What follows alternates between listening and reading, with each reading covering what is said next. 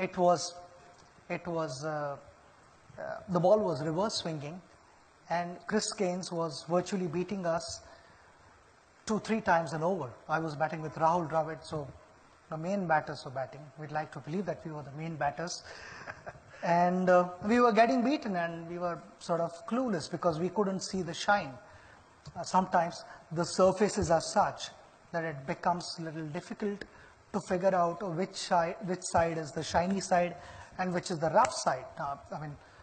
I expect all you guys to know what reverse swing is. Reverse swing is wherever the shiny side is, the ball starts to go in that direction.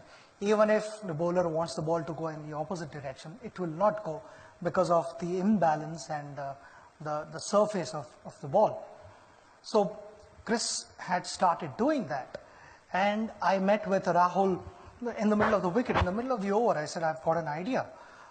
He said, do you want to share it now or after the over? I said, I'll share with you after the over, but it can work. So Rahul said, okay, tell me now, what is your idea? I said to Rahul, I am closer to the bowler, and when he's walking back on the run-up, I need to stand here. When he's walking back onto his run-up, I would be watching him closely, and I'd be watching the ball. Which side is the shiny side and which side is the rough side? So Rahul said, then what happens after that? I said, whichever side is the shiny side, I will hold the bat in that hand. If he's going to bowl an outswinger, the bat is going to be in my left hand. If he's bowling in swinger, the bat is in my right hand at the non-striker's end. So that's the only time in my career when the batsman is ready to face the ball. He's not watching the bowler, he's watching the bat in my hand. So he's very good. So Rahul is watching me, and suddenly, you see a couple of cover drives being hit for boundaries, and on drives passing piercing mid-wicket and mid-on, and Chris is like wondering, these guys were getting beaten a couple of times every over, and suddenly I'm giving away a couple of boundaries. There's definitely something wrong.